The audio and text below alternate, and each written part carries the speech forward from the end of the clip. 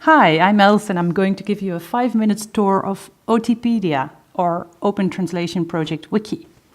The first question is, of course, how do I get there? It's very easy. You all know the My Tasks page in Amara. You click on the link to OTPedia and there you go. This is OTPedia's main portal. It's clear from this page that there are basically two types of information on OTPedia.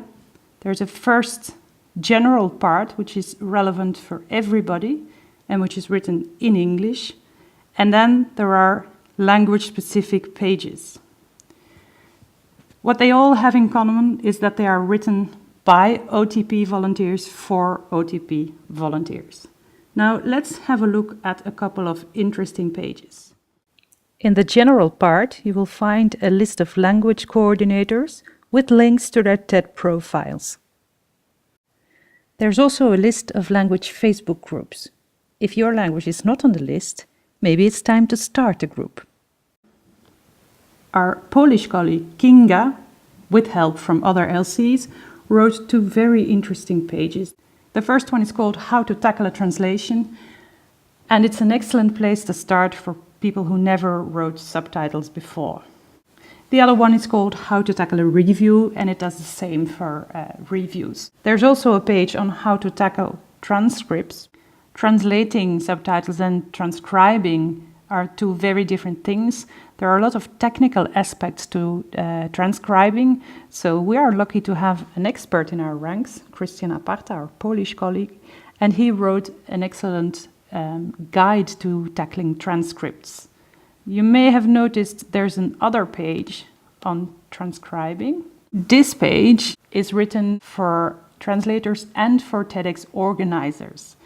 It's more general in nature. It refers to the technical pages, but it also explains to TEDx organizers how the OTP works, how we work with Amara, that we have Facebook groups, and so on.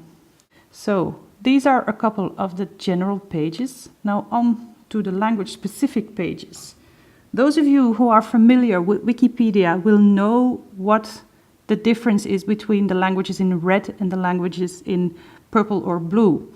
The red languages are the pages that have not yet been created.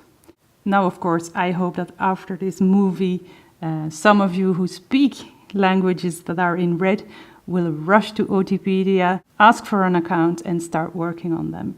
By the way, if you don't have an OTPedia account yet, it's very simple. What you need to do is to click in the upper right corner. Of course, I'm logged in, so the screen will look different for me.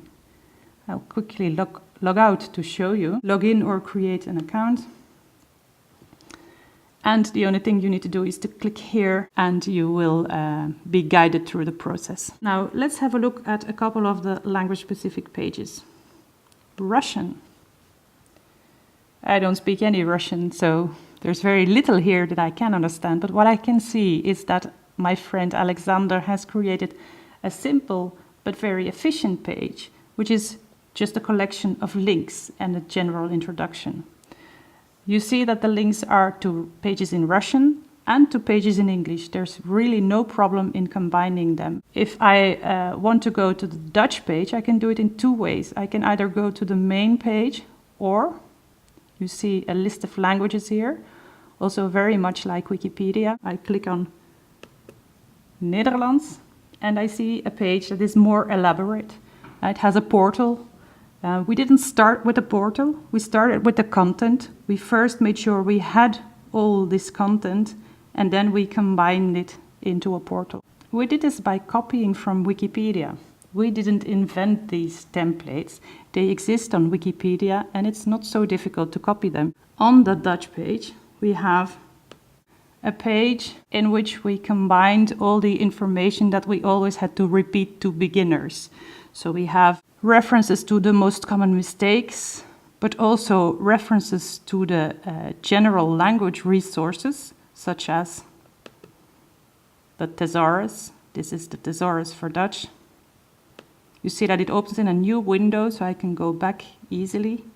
Now, if you want to know how this page was created, and for example, how the external link here was created, you just click on Edit, and you see what it looks like. I want to leave you with my favorite category of OTPedia pages. It's called OTP Stories.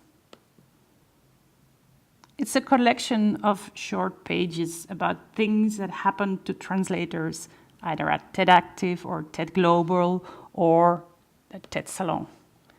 It's a very fun way of sharing your experience with other translators.